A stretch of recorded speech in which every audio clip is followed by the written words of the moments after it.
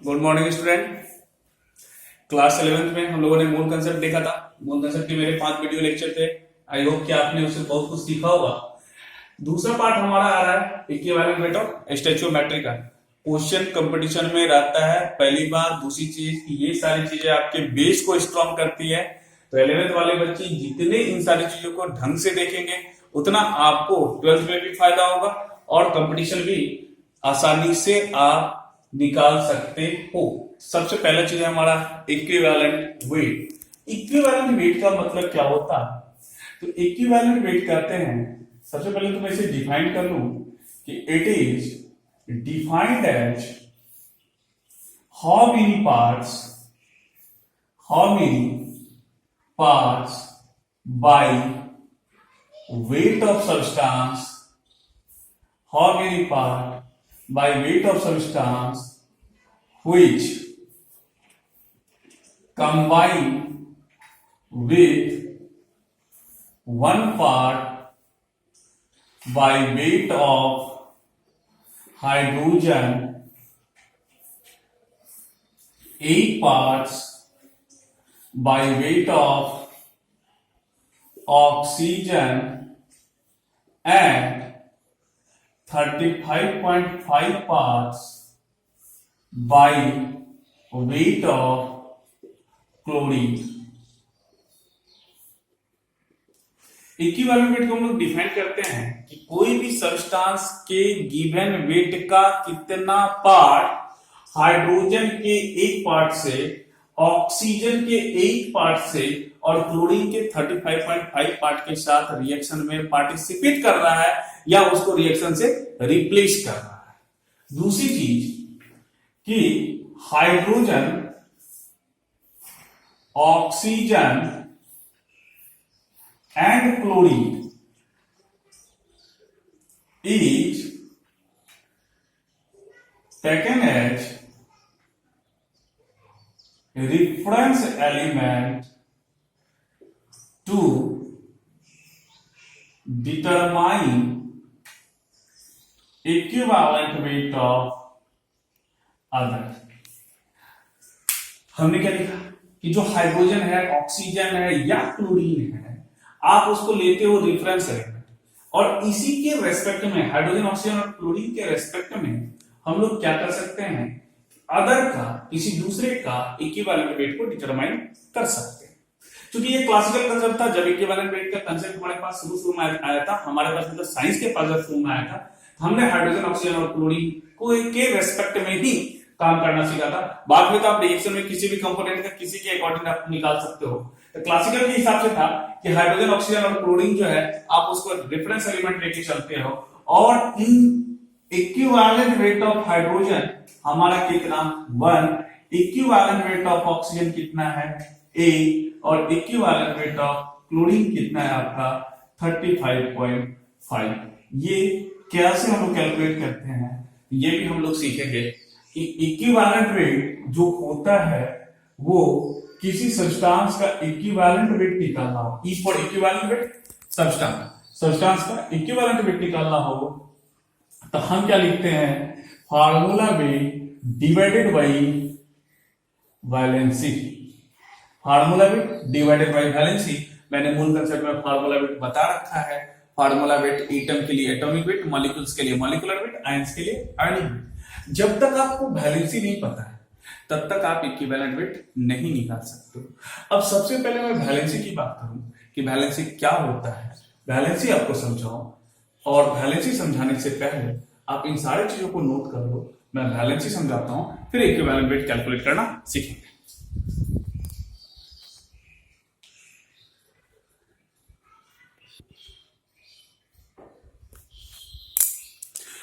Valency, अब हमको सबसे पहले सीखना है कि वैलेंसी, जब तक आपके पास वैलेंसी का कंसेप्ट नहीं होगा तब तक आप इक्विवेलेंट वेट डिफाइन नहीं कर सकते हो। तो वैलेंसी की बात करें तो वैलेंसी हम लोग 9th में पढ़े होंगे। क्या भाई वैलेंसी क्या है? कंबाइनिंग कैपेसिटी है। किसकी कंबाइनिंग कैपेसिटी है? तो किसी एटम्स की या ग्रुप ऑफ एटम की जो कंबाइनिंग कैपेसिटी होती है वही क्या कहलाने वाली है आपकी वैलेंसी। अब जरा सा समझना इस बात को कि भाई केस फर्स्ट, वैलेंसी जो होता है आपका ये होता है number of hydrogen atom present in a molecule, किसी मॉलिक्यूल्स में कितने हाइड्रोजन एटम प्रेजेंट है वही दूसरे एटम का क्या कहलाएगा, वैलेंसी। जैसे NaH, MgH2, AlH3। अगर आप ध्यान दो, number of the hydrogen atom in this molecule is 1, so valency of the sodium is 1. Number of the hydrogen atom in this molecule is 2, it means valency of the magnesium is 2. Number of the hydrogen atom is 3, so the valency of the aluminum is 3. दूसरा case क्या है आपका, case second बनता है कि जो valency है आपका वो इक्वल टू द होता है number of chlorine atom present in a molecule. किसी भी मॉलिक्यूल्स में जितने भी क्लोरीन एटम हैं वही दूसरे का वैलेंसी कहलाता। For example NaCl, MgCl2, Al2Cl6। अगर आप ध्यान दो, number of the chlorine atom in NaCl is 1, so valency of the sodium is 1. Number of the chlorine atom in MgCl2 is 2, so the valency of magnesium is 2. Number of the chlorine atom in this molecule is 6, so valency of Al2 is 6, but valency of aluminium, single atom aluminium के लिए valency कितनी होगी, 10। Al2 के लिए valency कितनी होगी, 6, but single atom aluminium के लिए वैलेंसी कितनी, 3। केस थर्ड है आपका कि जो वैलेंसी होता वो होता है 2 into number of oxygen atom present in a molecule. किसी मॉलिक्यूल में जितने ऑक्सीजन एटम प्रेजेंट हो जस्ट उसका ट्वाइस दूसरे एटम का वैलेंसी बन जाता है। Like MgO, CO2, SO2, SO3, SO4। हमने ये एग्जांपल कंसीडर कर रखा है। Number of the oxygen atom in Mg 1, it means valency 2। Number of the oxygen atom in CO2, number of the oxygen atom is 2, so the valence of the carbon is 2 into 2 is equal to the 4. Number of the oxygen atom 2, valency of the sulfur 4, number of the oxygen 3, valency of the sulfur 6, number of the oxygen atom is 4, valency of the sulfur is 8. But remember ये आपका गलत है, क्यों? Maximum valency of the sulphur is 6। अब maximum valency कैसे calculate करते हैं, तो आपने केमिकल बॉन्डिंग जो 11th वाला होगा, केमिकल बॉन्डिंग में हमने कोवैलेंसी पढ़ा होगा, और जब कोवैलेंसी पढ़ते हैं तो number of the unpaired electron के हिसाब से काम करते हैं। तो मैक्सिमम वैलेंसी जो सल्फर की होती है वो कितनी होती है, 6। तो यहाँ सल्फेट के लिए कभी भी ऐसा नहीं कि हम लोग 8 कंसीडर करेंगे। तीसरा जो केस 4 है आपका, ये होता है ग्रुप नंबर के लिए। किस किस ग्रुप के लिए, तो for group number first, second, third and the fourth. क्या है, तो जो वैलेंसी होता है वो ग्रुप नंबर के बराबर होता है। जैसे आप बात करो फर्स्ट ग्रुप की, मैंने लिखा फर्स्ट ग्रुप में कौन कौन से आ रहे हैं आपके, lithium, sodium, potassium, rubidium, caesium and the francium.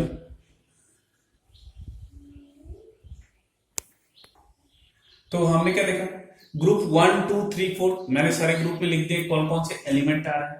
जो एलिमेंट जिस ग्रुप से बिलोंग करेगा भाई उसकी वैलेंसी उतनी ही होगी, लेकिन ये रूल है 1, 2, 3, 4 ग्रुप के लिए।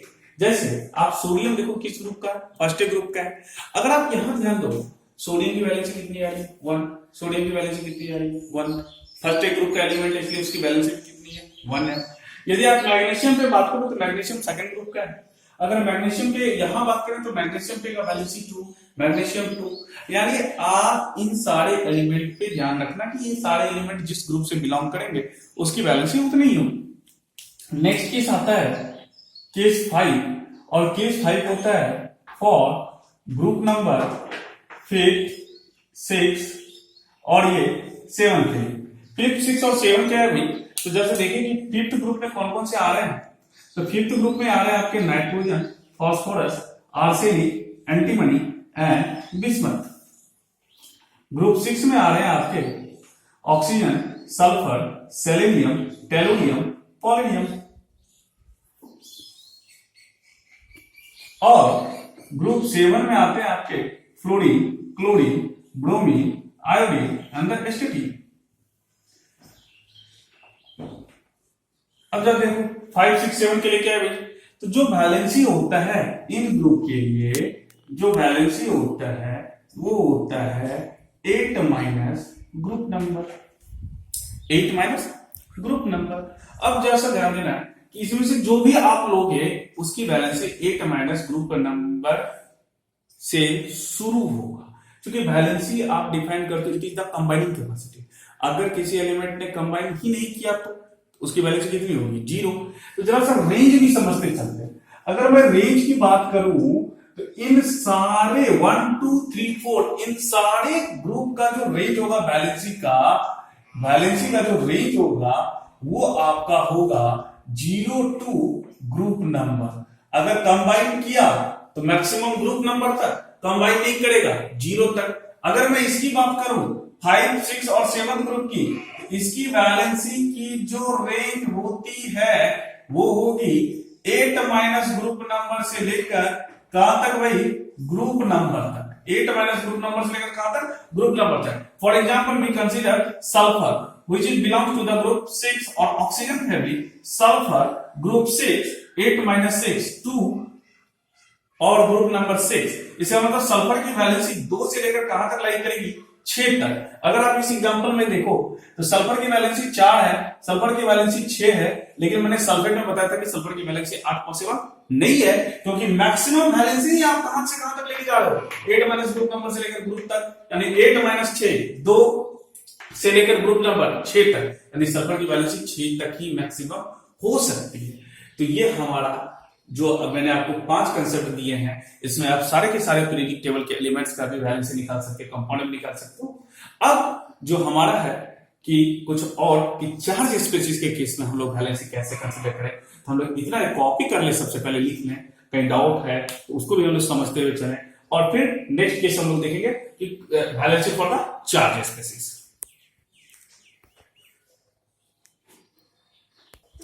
नेक्स्ट हमने केस 5 तक देखा। Case 6 for the charge species, for charge species. Charge species में क्या है भाई, जो वैलेंसी होते हैं, जो वैलेंसी होंगे वो न्यूमेरिकल वैल्यू ऑफ चार्ज होंगे, numerical value of charge. Numerical value का मतलब होता है कि ना तो मुझे प्लस साइन यूज करना है, ना ही मुझे माइनस साइन यूज करना है। Like Na+, it means valency of the sodium is 1, Ca+2 valency 2, Cl- valency 1, carbonate ion valency 2, sulphate ion valency 2। हमेशा ध्यान रखेंगे कि चार्ज स्पीशीज के केस में कभी भी आपका प्लस साइन या माइनस साइन वैलेंसी में कंसीडर नहीं होगा। और नेक्स्ट लेक्चर में हम लोग देखेंगे कि अब हमने वैलेंसी सीख लिया है, इक्विवेलेंट बिट कैसे कैलकुलेट करते हैं, बारी बारी से चलेंगे। एलिमेंट के लिए, कंपाउंड के लिए या रेडिकल पे हम लोग कैसे वर्क करते हैं, चार्ज स्पीशीज के केस में कैसे न्यूमेरिकल बनाना सीखेंगे। Thank you.